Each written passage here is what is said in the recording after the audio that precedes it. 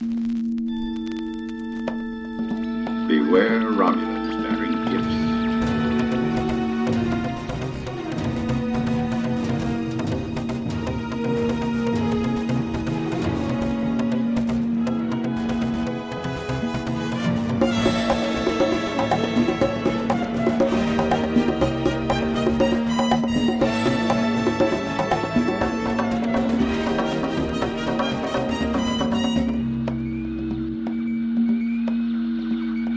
Hi, this is Eric. This is Carl. And this is Caleb. And welcome back to Romulans Bearing Gifts. This is episode 62. And I mentioned it. Did I mention it last time? Or perhaps that was on. Oh my gosh, I can't get it straight with all the different podcasts I've been recording besides Romulans Bearing Gifts. But if you didn't know already, if I didn't say it last time, go check out the stuff on YouTube. If that's the way you like to watch or listen to podcasts. I know it sounds weird to some. It sounded weird to me at first, but I just know that there's some people who like to listen to audio podcasts via YouTube for whatever reason. And if that's your thing, this podcast, as well as Mostly Harmless Cutaway and Prognosis Negative, they're all out there. Well, episodes now, you can't go into the old episodes, but episodes that have been released this month and going forward, go check it out. Get us up to 6 subscribers. I think when we hit 25 subscribers, YouTube will send me a Hershey's Kiss. So Sweet. I'll put that up on my wall. But anyway, we are moving on in Picard season 3, everyone's favorite season of Picard, episode 6. Man, I don't know. I'm still getting over the loss of Ro in the previous episode. But this is another, the first 4 episodes were like a self-contained story. Episode 5 was like the immediate aftermath. And this is still like a little bit of an interstitial of kind of like sorting things out still. So our crew on the Titan is trying to come up, with the next step in their plan. And along with Worf, they think there are still clues to be found on the Daystrom Station. Station.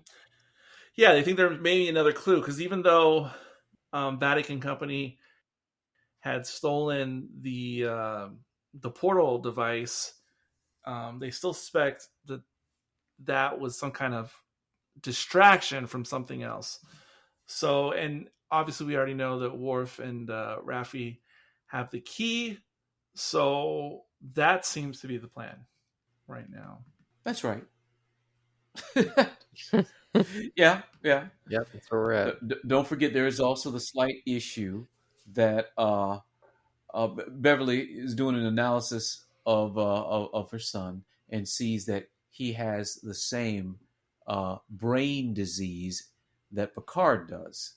So that's also revealed in this episode that that Jack has inherited the brain disease from Picard. Yes, the disease that Picard, I guess, that we really saw in season 1. Was it established in season 1? Yep, that's where he got his body. Oh, when you said season 1, I thought you meant TNG. No. No, I was gonna say, didn't he suffer from aromatic syndrome in the finale of TNG? I don't remember. Oh, yeah, I don't remember either. That's interesting. I know he had an illness. I don't know if that was it or it was a result of the time jumps. I know. Well, I can't remember what it was though. I haven't seen it recently. Yeah, but birdies tell me that if we all remember, like the finale of TNG, there was a lot of time jumps. There was all the Q stuff. And Picard was like wondering, like, am I just seeing visions or is this really real? And I think there are nods to aromatic syndrome in the episode, to where it kind of like left the viewer like not 100% sure, like, did all those things really happen? Or was some of it in Picard's mind and he was hallucinating? But it's never fully. It's never said explicitly. Oh no, it was just aromatic syndrome. It's just kind of like left up in the air. Okay, is my All right. understanding. So yeah, I believe it is a connection going back to TNG. Yeah, and who knows? Who knows if he actually has it or if it's just whatever this weird background history is creeping through. You've been folded over time a bunch of times. That's going to mess with your brain. Yeah, but where to go with this one? Yeah. I guess for my initial thoughts for this one, I appreciated seeing some returning characters. I always loved Geordi in TNG. And so seeing him make his return was quite nice. And the daughter that he was with, what was that daughter's name? Oh, the second daughter? Oh my gosh. The one that he's actually with on the station? I think it's like Alondra or something. I'll look it up, see if I can. Alondra, that sounds right. Yeah, you're close. You're close. That sounds right. Yeah, and that's that's the real daughter, right? Not Sydney? Because I know early on you said. That's right. Correct. The one with him on the station is LeVar Burton's biological daughter in real life. Yeah, so that was nice bringing her in there. And I enjoy the three of Jack, Alondra, and Sydney all working together. I think that's quite fun. But this one, it does feel a little bit hard to differentiate at this point. It feels like much less episodic than some of those early ones, and it just feels like one big story unfolding. But there is some cool moments here that does differentiate with them going to that little is it a Section 31 hideout? What is that place? Yeah, it's where they keep the it's Area 51 for Star Trek is what it is. They've kept all the really bad technologies and rogue stuff in this big singular research facility. Yeah, so that stuff was kind of cool, but yeah, I don't know where to go with this one. Yeah, because again, it does feel like it's all starting to blur in my head a little bit. Well, there's a lot of bridging going on. They're connecting where things are going to go, and that's one thing I do want to point out about this episode. They do a good job of creating possible scenarios. We're trying to figure out what is happening. So, what does this mean? Where is this going? What's going on? There's lots of questions that they're asking, and you're seeing our crew kind of fumbling around trying to put the pieces together, and they're coming up with hypotheses. What are the changelings or shapeshifters up to? What does this connection have with Jack? All of these questions they are trying to answer in this episode. Now, I generally do not like mysteries, just because of the way things flow. They feel kind of claustrophobic. But the questions that they're asking and the clues that they are leaving are really taking us interesting places in this episode. So, there's in this one, not a lot is really happening, but everybody is asking questions and they're trying to, put the pieces together. Ordinarily, I would find that a little tedious. But here, the mix of nostalgia, the breadcrumbs that are being put down are actually creating interesting scenarios, interesting hypotheses about what might happen. Like, Caleb was saying, that seeing some familiar faces that we've not seen in a long time. They're doing something important with the episode, but the experience is not tedious. So it is a hard one to distill out and to talk about, because it feels like the intersection of so many other things, and it's leading to this, or it's on the tail end of that. But yet it's still an interesting place to go. And the interesting things are happening. The dynamics between the characters is interesting. So it's surprising that it's doing an important job, a necessary job in terms of tying things together, but yet still on its own, it is enjoyable to watch. Yes, thank you, Carl, for saving us, because I agree with everything you just said, but I could not have put it better. So thanks for that. Thanks for getting us back on track. So they decide that they're going to send a contingent down onto the Daystrom Station. Yeah. The reason I'm confused is because I was looking up stuff on the Daystrom Station, which is the way it looks in Picard. It's just an extension of something that was already created in Star Trek prior. The Jupiter Station. It looks just like the Jupiter Station, but bigger. Except they added these pod extensions onto it. it kind of initially though what it brought to mind for me when I was watching the episode live was it made me think of, did they call it the Epsilon station in the motion picture? Okay.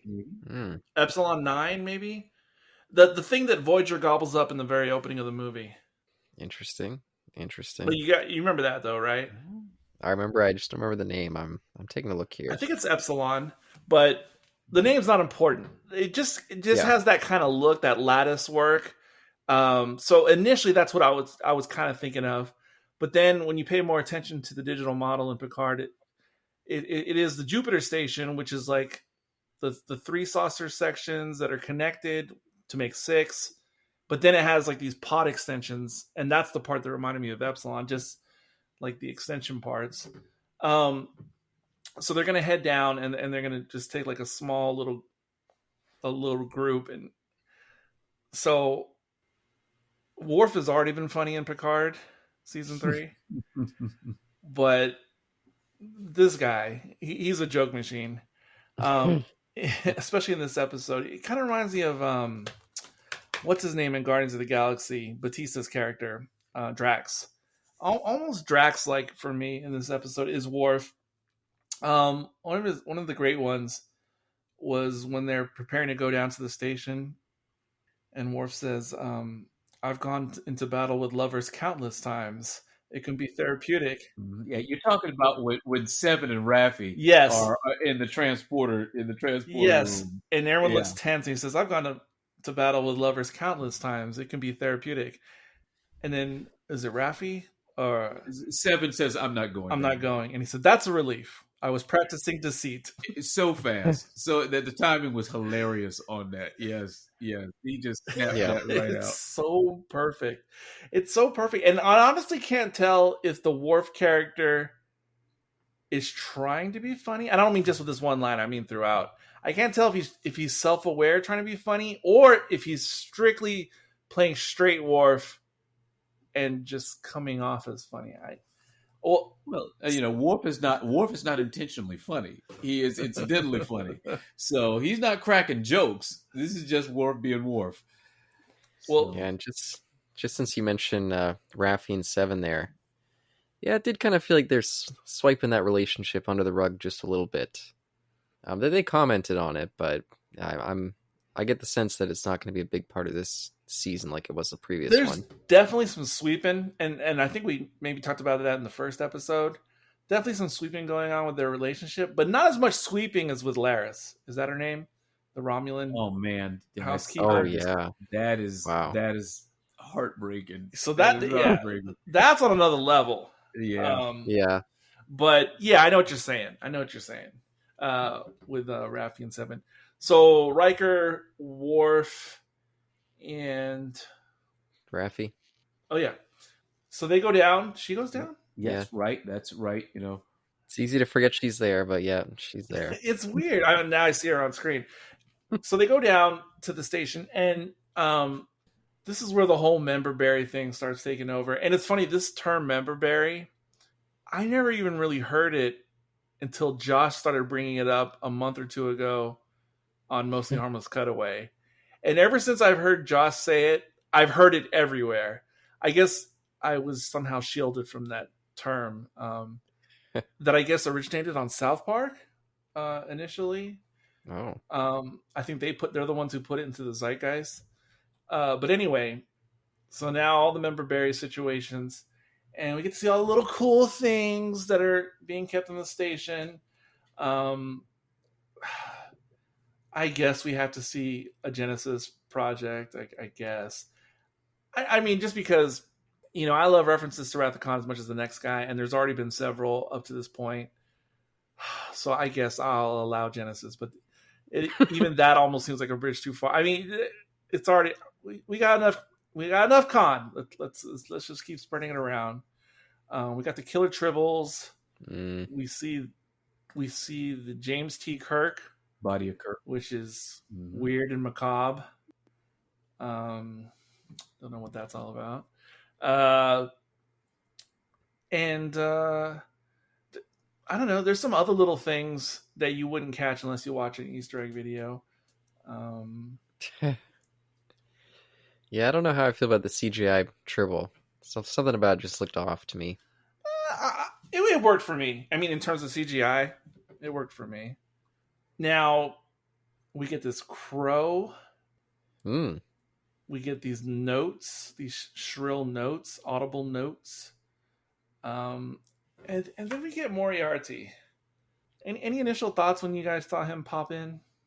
Well, I miss Moriarty, and I thought he was a fantastic character back in Next Gen, and I always wondered what happened to him. So, right out the gate, when I saw Moriarty, I was like, all right, finally, this character that has a very rich story, an interesting history. We're going to get to see him again. Pretty excited about that. And if you thought Ro was given and taken away briskly, yeah. Well, you ain't seen nothing yet. Yeah, and it's sad too because it's technically not really him. I guess it's just a fragment, like a memory from Data's mind.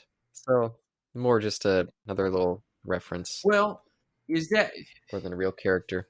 So is that what the deal was? I was not entirely clear about the AI defending the station. Was it alternate? Is it before Data, or was it Moriarty and a separate before Data? I thought it was before Data was linked in and was the AI defending the station, and then the Moriarty popped out of his consciousness, as did the crow, as did the music. Okay, yeah, I'll take it. I did not put it together that way.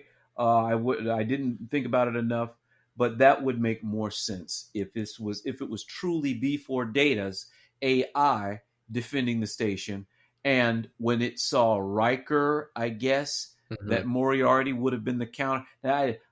Moriarty was not Riker's counter, but anyway. Yes. So let's assume it was just an excuse. Yes, but let me also say something. Let me go on a side jack for a second, because going back to just before this series came out, I had seen the trailer and you guys had not. And because of seeing the trailer, it put some, a little bit of foreknowledge into my head. And to be honest, most of that trailer mostly pulled from the first 4 episodes, predominantly. It didn't really offer up hardly anything beyond episode 4.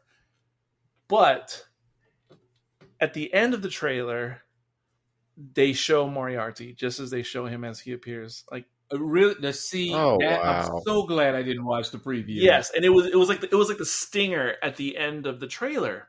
Eric, man, this is why I don't watch the trailers. That would have made me very upset. But hold on, it didn't upset me, but it led me down a path. That's the upsetting part. Yes. So, going back to when we were talking about the first 4 episodes of Picard, and who's Vadic talking to and who's behind this. Oh, no. And how are they going to get out of this situation in the nebula? So in my mind, Moriarty is out there somewhere. Oh. And if you remember, something caught my attention in one of the first 4 episodes, which was when they were talking about the holodeck, when they're losing power and they had like the backup, they had the backup batteries for the holodeck, and they're sinking into the nebula.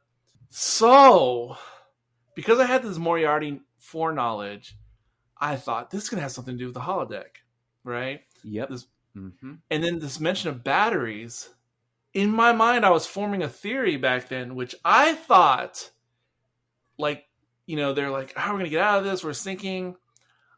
I thought somehow they were going to bring back Moriarty in the holodeck, and they were going to somehow use his AI to like assist them with like a novel solution, like to get them out of the nebula. And I just thought that's the most amazing idea, because I was thinking of kind of like ChatGPT, but in Star Trek future times. Sure. And I was just thinking, what if you had like Moriarty would be the ChatGPT, but in a holodeck, you could just sit there and talk to it and be like, this is our impossible situation, but you're like a genius. Like, how can you get us out of this? And so my mind was going all these places with that. And I kept thinking that somehow we're going to get to this, and it's going to be revealed, and he's going to seem like an antagonist, or maybe he's going to help them. I don't know.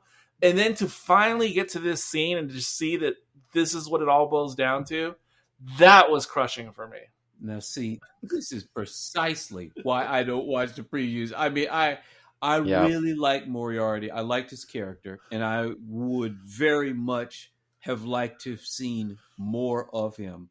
So if I had seen that, I agree with you. They were making a big deal about talking about, the holodecks are separate power systems, and we need to create that as a lifeboat for the crew. That definitely would have put some thoughts in my mind too. But see, this is why I don't watch it. I would have been very upset. Yeah, very upset because that's reasonable. So there you go. Yeah, I'm already slightly disappointed that we didn't really get to see the real Moriarty return. It was just kind of this memory. But if they built it up and I was expecting him to show up and it was just that, I would have been choked. Yeah. He was such an interesting character, and to try. I mean, the question is, what would Starfleet do with something like that? Back in the Next Gen series, he volunteered to let go of the ship and trusted the crew to bottle him up and put him someplace where he could grow. That was the deal that they had struck with him, way back in Next Gen times. And we never went back. We never saw anything about Moriarty again. That was he was such an interesting character, and that was such an extension of trust for effectively a potential supervillain that you'd have to be very careful where you gave him space to roam and what you're going to let him do. But that story though, that there's a whole lot of potential for where you could go from that. I always wanted to see it again. So again, if I'd seen this preview, a clip of him, and then this was all it would have been, I would have been very upset. Yeah, and that's part of the reason also why I was like, no, Vadic's not the big bad. Like, there's this thing lurking out there, this killer AI or something. And what'd you guys think about the Riker remembering the notes and cutting in those little flashbacks to the first episode? I thought that was a little bit jarring. I thought it was touching. I thought it was a well done reveal, because it was two things that were going on. It was, one, the sentimental cracking of the code to try to figure out, how to get past the station's AI. There was that element of it that was fantastic. But the second part was, it was the long reveal of B4 data. That it wasn't just, that, this moment that Riker could use his past experience to crack the code of the AI. It literally was the long reveal to, if we know the music, we know the flashbacks of the scene, we know who the friend was back in the day, and he walks in the room, and boom, there is actually B4 data now. I thought that was a pretty powerful, well done thing. Now, again, I'm still mad about Moriarty and all that. I was very little, but that was emotional. That was an emotional opening, emotional reveal for him. Yeah, I love the callback, but it was just slightly jarring seeing the so young them compared to them now. It's just like, oh wow, that was so long ago. I like it. I always like to see old footage brought back in 4K. Dolby Vision applied. Oh, here we go. Here we go. I'll just say I'm a fan of that. And also, it was. I mean, you gotta be selective with these types of moments. Like, you can't have a moment like this like in every episode of the season, because then obviously it's overplayed. But a little bit here and there goes a long way, and so I feel like it was just enough flashback, but not enough to outstay its welcome. And it kind of reminds me of the Cobra Kai series, which I adore, because they're kind of like that with the Cobra Kai series. They don't do it all the time, but at select moments, they will have these little flashbacks to like the original films. And it's kind of done like how it is here, which is good. Just a little bit, just to get you going. And then there you go. Mission accomplished. And so I appreciate that. And then Me and Carl talked about this offline already, but after I saw this episode, I realized because Caleb, do you watch the closing credits or at least once or twice of these episodes? No, Not at all. no, I pretty much always skip them. Yeah. Have you seen it at least once? Do you know what the closing credits look like? No, I don't think I've ever watched them. Yeah, I think I've skipped them every time. So I've enjoyed them since the first 2 episodes onward, and it shows like a bunch of mostly LCARs displays screens, yes, Screens, interfaces. Mm-hmm. and I thought they were altering it at first when we were a few episodes into the series, but actually I think it's been exactly the same for all the episodes, so they weren't changing things around. But if you watch it from episode 1, or it doesn't matter what episode you watch it on, there's little Easter eggs for the entire season in the closing credits, but they're all out of context. Mm-hmm. For instance, like at one point it shows the ship schematic for the Titan, and it shows like blinking red, like where the damage is. And those blinky bits are the parts where the Titan took damage when they were facing Vatic initially, like in the nebula. So, it corresponds. And there's one bit of the closing where we see like sheet music. Musical notes. Digitally represented sheet music with musical notes. And I mean, I can read music, but I can't like read music and like literally hear the melody in my head, like just upon first viewing. But once we got to this episode and I went back and paid attention to the credits, yes, the sheet music is the Pop Goes the Weasel song. So it was there the whole time. Yeah, I don't like, reveals or that kind of thing where they give stuff away. They did it so well in the closing credits. They reveal elements from every episode and every major plot point that happens in those closing credits. And if you look at them, unless you know the context, it doesn't give away what it is. Yes. But it's so now, as you watch the series and you go back and watch them, you see the closing credits are telling us the story of what the series is, what the series is going to do. So well done. So well done. I thought that was great. It's really well done. And part of the reason I always sat in for it from the first episode is because, of course, they started off with that amazing first contact score by Jerry Goldsmith, which is just, whatever you feel about the movie, it is so poignant, that particular theme of Jerry Gold. It's probably up there, like in my top 5 themes of his pertaining to Star Trek in particular. Sure. It's really good. But anyway, yeah, so clues there. And of course, we're going to get Data back into it. And it's weirdly, it's for me, a little bit anticlimactic because of how much we've already had Data Soong in Picard already. Just let me say, we need to drill down. I think probably the only time we've had one actor playing so many different characters in a 3-season span of time. I mean, you'd have to go back like Orphan Black or something like that. Brent Spiner has been everybody. In every season, he's been like 3 different characters per season from the beginning of Picard. So he has been working, on one, I'm right. I agree with you guys. On one hand, it's great to see Data again, but then strangely, it's like he hasn't really gone anywhere. Yes. He's been there this entire time in some weird incarnation. Yes. So it was good to finally see him again. But Brent Spiner, that's a bunch of different people. I'm serious. In 3 seasons, he must be like 3 different people per season. That's got to be some kind of record. Yeah. And have we seen this Soong before? Is it Alton? I don't remember this guy. I don't remember this one. Is this a new one? I don't remember this one. I assumed it was the one who we saw in Picard season 1, but based on nothing. I didn't do any research to verify that or anything.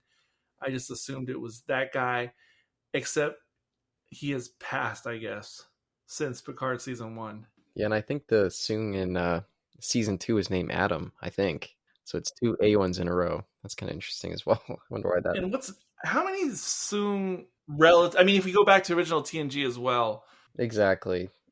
how many? And what's weird about the Soong family, they're very much like the McFlys in the Back to the Future Yes. franchise. Like they're all spitting image, all the patriarchal figures. And why can't there be a matriarchal Soong, or at least a spouse, wife? I mean, because obviously, There you go. unless he's cloning himself, and maybe that's the secret. Maybe he's been like illegally cloning himself generation by generation. Mhm. Yeah, and wasn't there one in Enterprise too? I think there was. Oh God, I think there was. Yeah, Yeah, of course, right? Because he was the alternate Klingon engineer, oh, right? um, You know what I'm talking about, right, Eric? Shoot, I didn't watch Enterprise. I don't remember the alternate Klingon. that sounds right. Yes, right. Remember the human-like Klingons? How they explained why they were human-like Klingons? Oh, is that Soon bioengineered them. Is that what the Augments plot was? It's been a while since I've gone back to that. That's it, right? Yes, that it was him behind that. Remember? Oh, because I know there's a Yes. DS9 episode, I think, where Worf explains there was like a genetic anomaly or something. He makes a joke, but he doesn't explain why. He says we don't discuss that. Well, no, We there don't- was that. But they actually Enterprise actually described what happened. Yeah.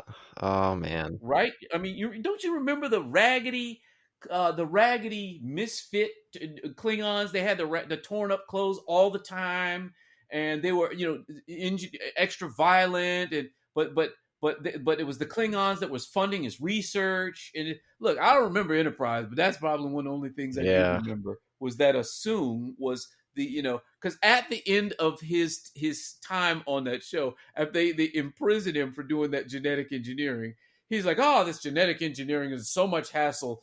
Maybe I'll consider cybernetics. And he pulls out his pen and he starts to work on the positronic brain.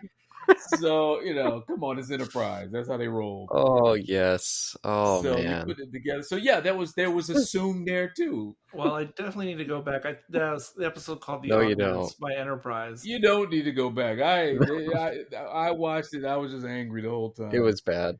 Oh yeah, wasn't that the first episode of this podcast? Now I think about it. No, we haven't done this podcast. No, we haven't. I think you guys did one of those. No, we did Badlands. I think Borderlands. I think that was the first part of the Augments trilogy. Was it? I think. Now I've got to go and look back, but I think because I remember Carl raging about or maybe it was Eric raging about the outfits of the Augments. Yes. Yes. That's why I'm getting confused, because as you're talking about this episode, I'm thinking about that other episode, Borderland, because I rail about the costumes because these people are supposed to be part of the what were those people called? Like, what were Khan's people called? Are they Augments too? They were Augments. They were the clones, right? Yeah, I'm pretty sure that was So Khan's people who were involved in eugenics war, these people in Borderlands were like offshoots, or they were part of the group, just like a separate group who were sent into space, a la Khan and Space Seed, and Enterprise meets up with them, and I was so annoyed by them. And this features the guy who played Paul Atreides from the Sci-Fi Dune and Sci-Fi Channel Dune. And I'm so mad about their costumes in Enterprise because their costumes look like Khan's crew in The Wrath of Khan after they had been abandoned, shipwrecked and abandoned on Ceti Alpha 5, 6, whatever. And so they had like their roughed up, apparel in Wrath of Khan.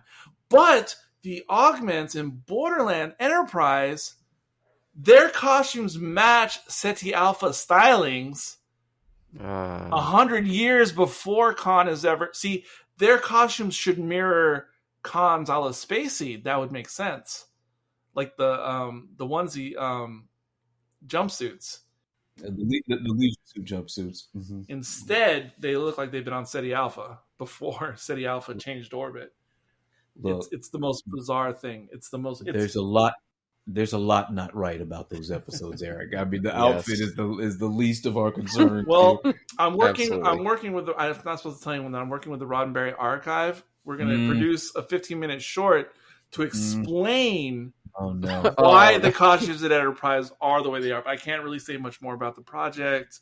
Yeah. It's- Okay. Yeah, and P.S. I was looking up that episode and I saw that the Soong there was called Eric Soong with an A. Mm. So another A name. What is this some trope that I'm forgetting? Well, fortunately, even after Brett Spiner, the actor, passes, we'll be able to bring back, thanks to the help of the Roddenberry archive, we can bring him back indefinitely Oh, that's future iterations of Star Trek to keep the Soong character and lineage alive. Look at the Peter Cushing treatment. Yeah, we'll get Soong, G, H, M, and we'll go through all the alphabet. Michael Soong and Xavier's Soong. And... All right, that's enough of this. Okay, let's get back. So, inconveniently or conveniently, they drop off the guys onto the station, but, other Federation ships start showing up. So, the Enterprise yeets out of there. Am I using that correct, Gen Zers? Let me know. That's fine. They yeet out of there real quick. And Picard, I think it was Picard who had the idea of going over, I don't know what the place is called. The place that oh my god, I can't think of all the characters' names now. Picard's daughter in red doesn't want to go. Picard's daughter. I'm getting confused. I don't know what you're talking about. They're going to the museum, the ship museum. Yes, Geordi's daughter. Right. Geordi's daughter in red. I can't think of her name for some reason. Alondra? No. Sydney. Because Picard mentions it multiple times. We need to go over there, and she's like, "No, it's not a good idea." She says it at least 3 times on 3 different occasions. I don't think that's a good idea. I don't think that's a good idea. And ultimately, it's because she doesn't want to run into her dad for whatever reason. So they go over to the museum, which is supposed to be the actual. My gosh, I have a brain-eating virus. What is it called? It's a ship museum. It's the historic ship museum. Yes, but it's built upon the I can't think of what it's called from Search of Spock. The old Starbase? Starbase? Is that what it was called? I mean, the actual. I don't know what you're going for here, Eric. I'm trying to help you. Yeah. No, it is a Starbase, but what is its actual name? I don't call it Starbase. From Search for Spock, you said? Yes. It's Space Dock. They call it Space Dock. It's called Space Dock. Sorry. I know it sounds like it's nothing, but no, it's called Space Dock, I believe. The space station in Search for Spock, the one orbiting Earth. So this is supposed to be the same Space Dock from Search of Spock, but it's been relocated to this other system to house the museum that Geordi is the caretaker. Yes. Manager. Which they mentioned like in episode 1, I believe. Like kind of in a throwaway line. So yeah, Space Dock. Sorry, I could not remember that. So we got the big museum, and so what do you guys think about all this? Yeah, another place to kind of farm nostalgia. But I don't mind. They get some good use out of it, especially the scene with Seven and Jack. I think there was some good stuff there. Oh, that was the one. Okay, that was just perfectly set up. And I don't know what it is about Jack, the actor who plays Jack, Ed Spielers, but I just love his acting in that scene. Yeah, absolutely. It actually, speaking of Marty McFly, he's a little bit channeling like Michael J. Fox in Back to the Future. I mean, the way he's just like casually sitting in that chair. Do you know what I'm talking about? Michael J. Fox in Back to the Future had this thing where he turns his head and he almost has like a little tick almost. And he's just like, yeah, I don't know, Doc. Yeah. And he just like, because Ed Spielers is acting like Marty McFly. And do you guys know what I'm talking about, or am I crazy? I see it. I see what you're saying. The way he moves and the way I see it. Yeah, he looks like Marty McFly. I love it. I love it. He's got that in there. And he's like, oh yeah, I know these ships. And I like how Seven conveniently has like the little icons for every ship, like right there at her fingertips. And we can already identify them before she pushes the button. So we're already anticipating. And I wonder if it's a feature of the museum or if it's just for us, the audience, watching the episode, because every time she pushes a button, it plays the appropriate theme song. Yeah. No. There's an app for that in the future. So you just roll up on the space station on Space Dock, and you're gonna get the app downloaded. So you get all the icons, the music. It's just all set. That's what I'm saying. Is it diegetic, or like it actually literally plays the theme song like in the Of course. in the bridge? Mm-hmm. It's great. I've seen all the comparison videos to point out all the differences in the digital models for every single ship. Oh no, here we go.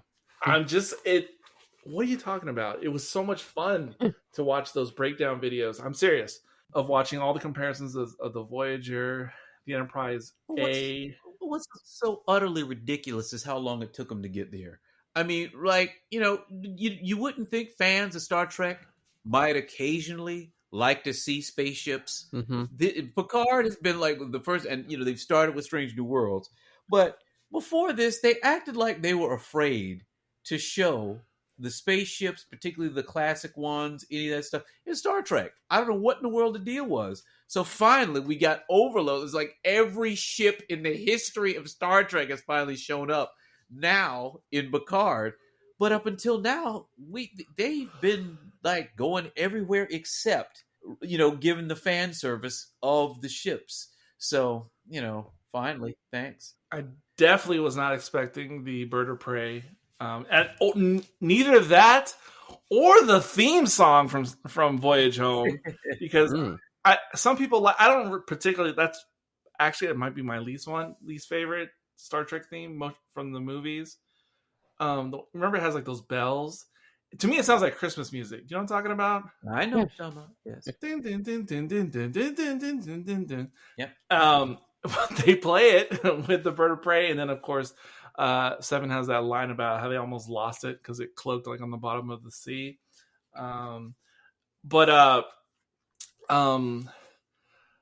We see the New Jersey, USS New Jersey, which is like there are many Metallus Easter eggs throughout, and the New Jersey is a Metallus thing because he's born and raised in New Jersey, and the NCC registration is his birth year.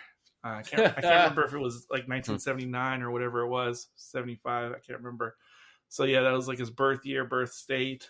Nice. And you guys know the really special ship that it doesn't get a glory shot like the other ones, but is seen at a distance briefly during one of the transition shots.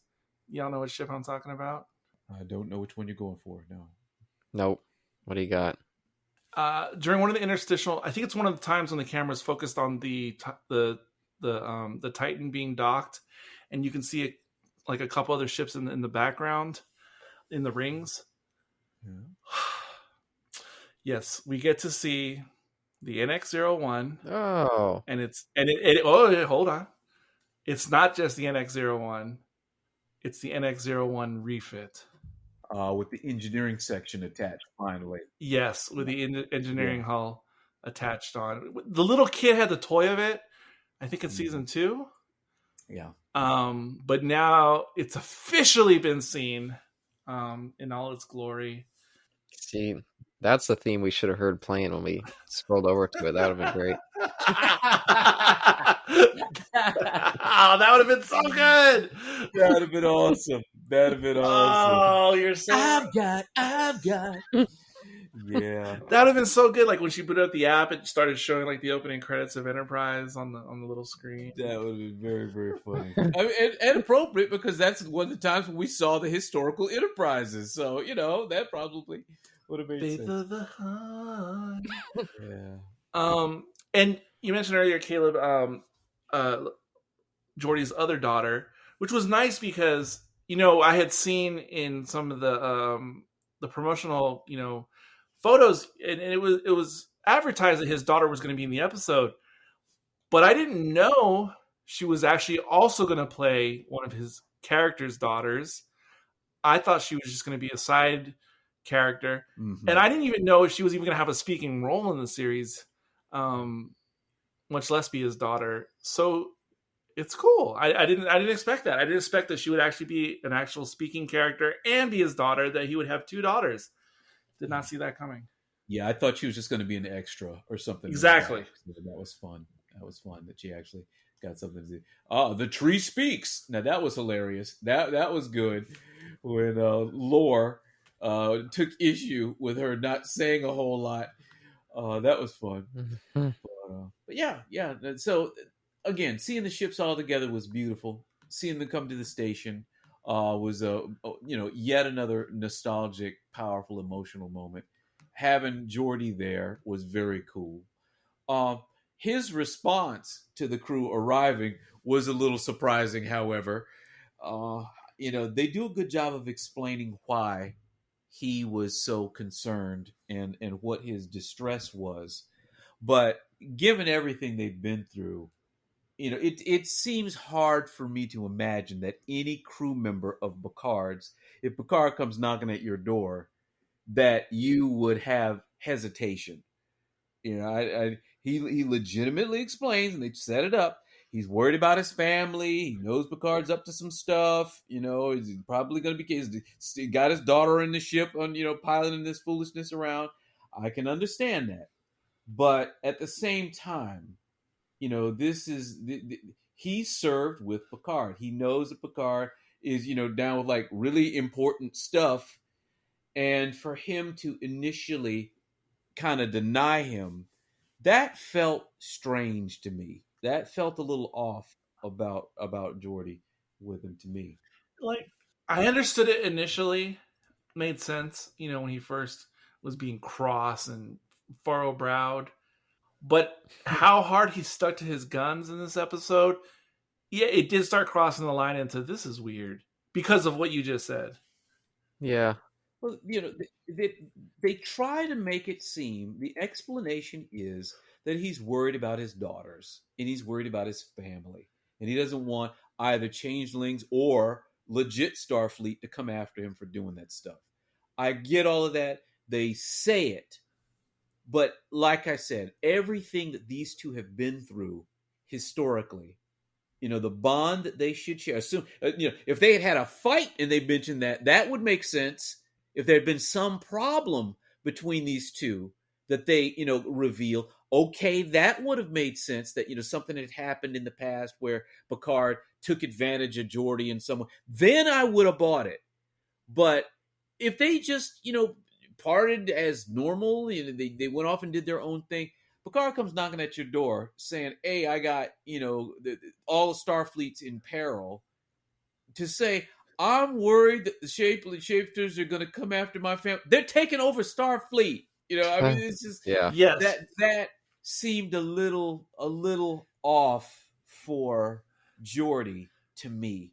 Yes, they almost made it like a Roe 2.0, but of course the Roe situation made sense because of how they parted in the series. So not having that, and then for Geordi to hold out so long defiantly. Yep. He was almost going into Luke Skywalker Last of the Jedi territory for me. Yeah. Let's not go that far. I hate to bring that up, but I'm saying, I'm just saying, it was getting out of character, such as Luke in that quote unquote film. Yeah. Oh, it's reminded me of Riker back in 17 Seconds when he was so convinced that they couldn't try. Was it fighting back against the Shrike? Was that what he was just like? No, we just have to keep trying to escape. Yes, yeah. You're right. It's like Riker and Geordi had like aged into cowardice or something. Yeah. It just felt more contrived than natural. Mm-hmm. But what'd you guys think about the scene with Geordi and Sydney, where she's kind of? I thought it was good. I mean, like I said, if we can get past the fact that it didn't feel like Geordi's decision, I mean, like our Geordi making this conservative decision. Once they set it up and explained why he was stressed, the fight that they had between Geordi and Sydney felt genuine. Like I said, I've still got issues with the premise, but the dialogue, their interaction back and forth about that, the stress that came out as a result of that, I thought it was well done. I thought it was intimate. I thought it felt like family kind of chaos. Father trying to protect his daughter countering wanting to be the independent, person. It made that was a realistic disagreement, tension there. Yes, at least I thought. And also just philosophically, in or out of Star Trek, honestly, I think this just in general, and like in real life. At a certain point, when your kids get to be adults, you just gotta let them go. I mean, make their own decisions, right or wrong, to a degree, of course. But you just gotta let them go, and it would be just completely. They had to have that conversation, I guess, because it's just completely unfair for Geordi not to let his daughter chart her own course the way he did as a young man himself. Mm-hmm. It's not like Geordi's parents are like, hey, you need to maybe transfer off the Enterprise. The Enterprise seems to get into so many troubles. We feel it's unsafe for you to continue. Like, that would be ridiculous. And you got to let your kids do. And I know you're a parent and it's your progeny and everything, but it's just kind of my general philosophy. Like in real life, you just got to let them go, though. Yeah, but that scene did go at least a little bit in a way of making me buy the premise a little bit more, even though Geordi did seem like he was being obtuse, irrational considering the threat. Yeah, but it helped. It helped enough to make it passable. Mm-hmm. Mm-hmm. If I can just back up one more thing, another tier. We got Metalis putting this stuff together, right? This is his series and everything. Yes. But look at the pieces. You can see how having tension, emotional tension between the characters. We actually saw tears in this episode. We had stress that was going on between the characters and the problems that were going on. Conceptually, this is like what they tried to do with Discovery or with some of the earlier seasons of Picard. There's nothing wrong with creating emotional difficulties between your characters. But I just want to point out, even in this bizarre bridge episode, which just seems to be connecting things and doesn't seem to really do a whole lot on its own, you see how the strategic use of emotion, how the appropriate application and context around this sort of tension can move the story along. It fits with what we are seeing here. It's not forced. It's not just that we have characters that we have known for 30 years, because look between Sydney and Geordi. We didn't see that before. They are new. This is a new dynamic. And yet, they can still effectively, without it getting maudlin, without it getting heavy-handed and too long, draw us in emotionally with characters, new characters, not just the ones that we knew. This is an effective use of that. And that's, again, I want to just point out with this episode. On one hand, it doesn't seem to be doing a lot because it's just tying together things. It's leading us. It's asking questions, lots of questions that they're asking. But look how well constructed the experience of this episode is. We got emotion, we got sentiment, we got our ship reveals, we got classic characters coming. Look how well they are playing the emotional strings, and yet not being heavy-handed, not being corny about it, not being forced about it. This is why this season of Picard is really, really working.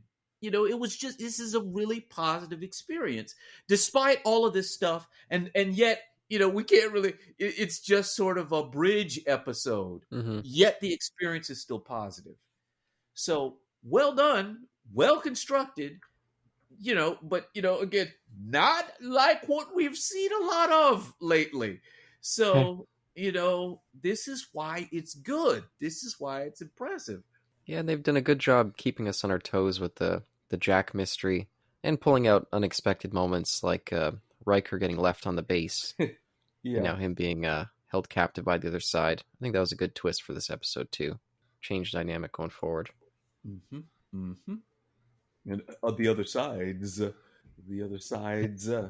because I think initially Starfleet got him and didn't realize that one of them was the Changeling. Yeah, that's true. I think that's what happened, right? Because she takes out the other two guards. I don't think she would have done that with the Changeling buddies. So Starfleet thought that they had grabbed Riker, and then the lead security person ended up being Vadic. So he was double captured. Which admittedly was a weird turn. I didn't really care for her little high in her weird laugh. Like she's getting a little bit kooky at this point. Well, she is, but she still has those sobering moments when she talks to whoever her handler is.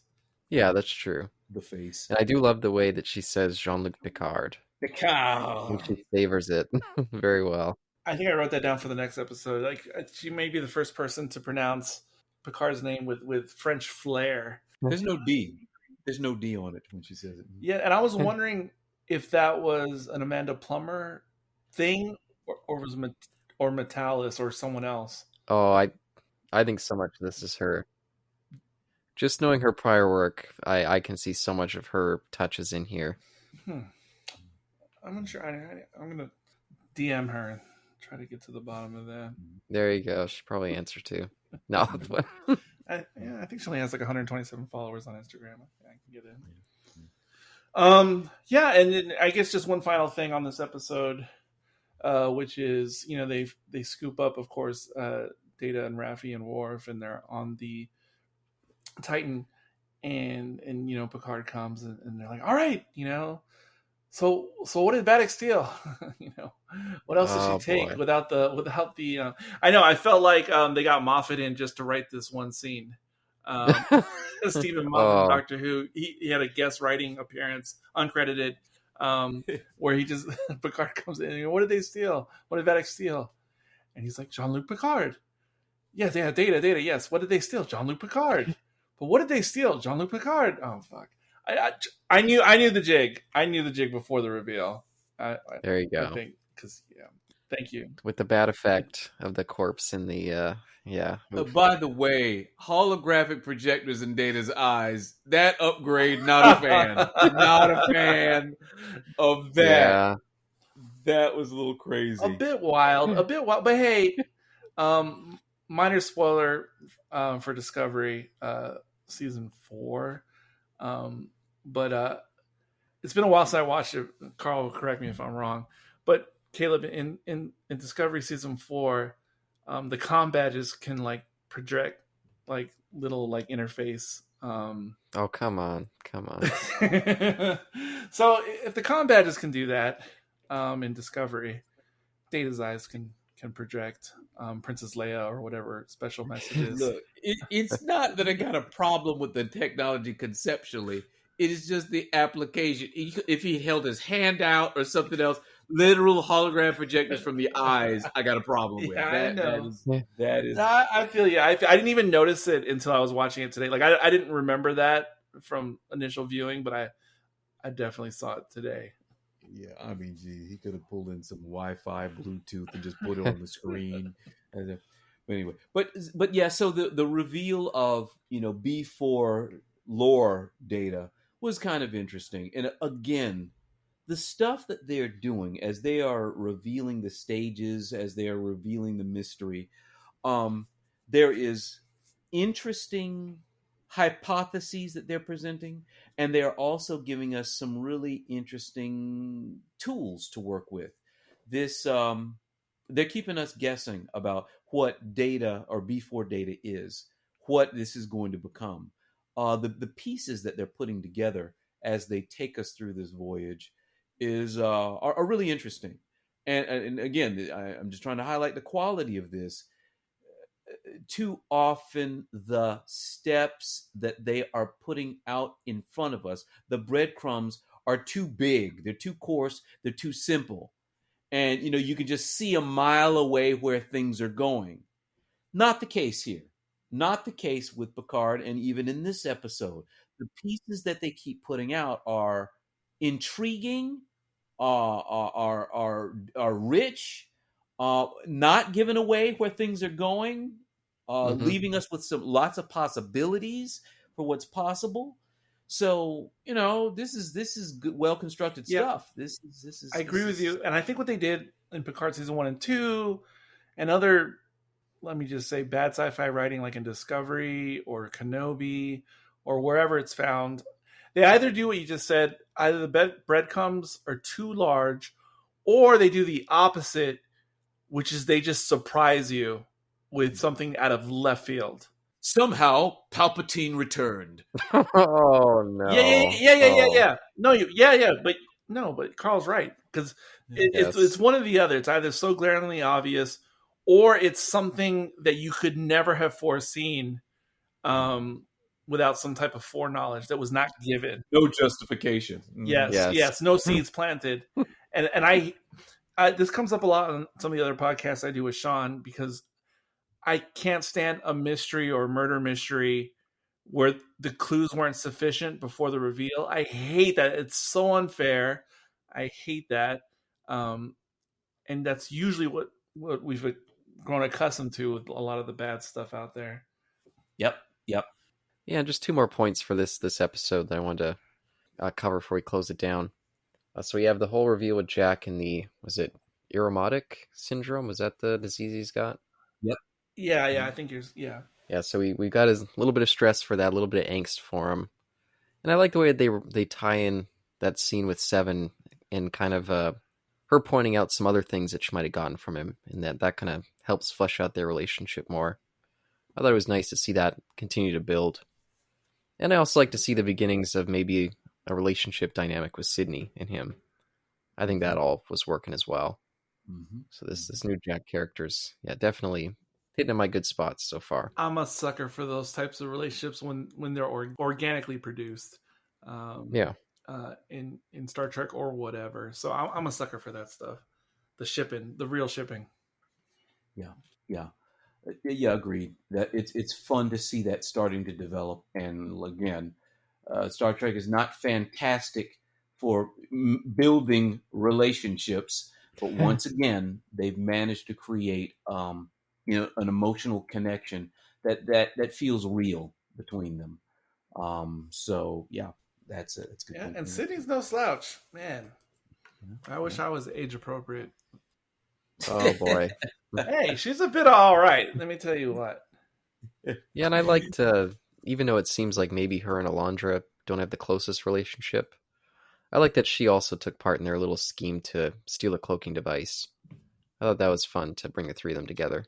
Mm-hmm. Yeah, no, I knew some tomfoolery. I knew some kind of thievery was going to go down as soon as they got to that station. I didn't know. I said they're going to either steal a ship, they're going to commandeer some tech, something was going to happen. So, yeah, that was... Yeah, I was almost hoping they were going to jump in the bird of prey and then go rescue him that way. That was one of my other suspicions. When they saw the bird of prey, I was like, oh, maybe they're going to give the bounty a ride. It is called the bounty, right? Yes, yes, they the renamed bounty another ride. Yeah, and I'm sure Riker would appreciate if Picard said they burgled it. Yeah. Since he didn't like that early. Yeah, I mean, earlier. That was funny. Yeah, it is the name of the episode. I keep forgetting. That was a fun use of burgle. All right, I'm ready to rate it. Mm-hmm. All right. The data holoprojectors? Sure. Data holoprojectors. I think I'm going to give it a 4, because even though it is like a interstitial type of episode, as we've said 1,000 times over, it was... I enjoyed the Space Museum. And even if it is fan service or whatever you want to call it, fine. That made it good enough on its own. For everything else is just extra, like continuing the story, connecting dots, yada yada yada.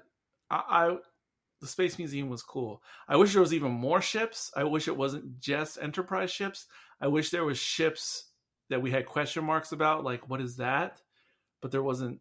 So, I mean, there was like a random Akira class. I think that's the only ship that we didn't really recognize. I mean, that we don't know the story of. Everything else was very known to us that we could identify. So I kind of wish there was more ships, even some random ones. But that's neither here nor there. It doesn't really detract from the episode. Some of those rings seem a little bit small, because most of the ships are larger than the ring. Not important. But yeah, that's what I have to say. Caleb. I still feel weird rating individual chapters of this very long movie. It seems more than a TV series. But yeah, I guess I'll go with 4 too. I'm enjoying the overall experience so far in this chapter. It kept me engaged and keeps me wanting more. So there you go, 4. Look at that. I mean, of the modern Trek that we've covered on this podcast, Caleb has not been positive about very many. So mark that down. Carl? Yeah. Think of all the stuff that happened. Again, interstitial episode, but we had a heist, we had ship chases, hilarious Worf, budding relationship between Sydney and Jack, bringing back Data, the museum. There was a lot that for an interstitial episode happened here, and in a rather balanced, graceful, smooth kind of way. So I got to give it a 4. Yeah, the only sad part is they did waste the potential with Moriarty. I don't think any of us mentioned. We got to see Moriarty again. I'm just saying, at some point in the future, we gotta give him one more shot, because this was not our Moriarty. I want to know what happened to our Moriarty. So, and one other little, I guess it's a nitpick, but not really a nitpick by me. Before we go, the going on to the actual station, the Section 31 station,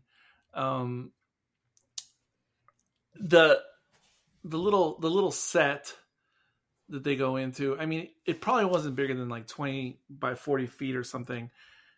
Little Doctor Who-y for me, or maybe some episodes of old Star Trek, because they reuse that little tiny corridor set as much as they possibly can. Like, they shoot it from every different angle in this episode, to make it look like it's more than it is. You know what I'm talking about? I thought the waiting room was ridiculous. Where Worf beams in and very slowly plugs the cartridge in. If that's supposed to be this fantastic Smithsonian of a space museum, that is the worst waiting room ever. But yes, the endless hall, the tiny waiting room. But it is a nice touch, though, that when they show the exterior shots of the station, they show that it's made out of individual little connexes. So it works, I guess, because then it does. But they're not all hallway.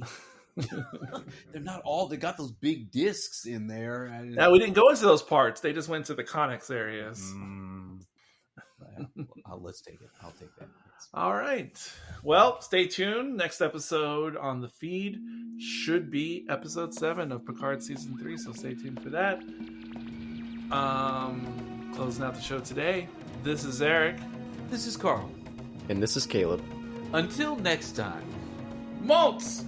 Wong Chu!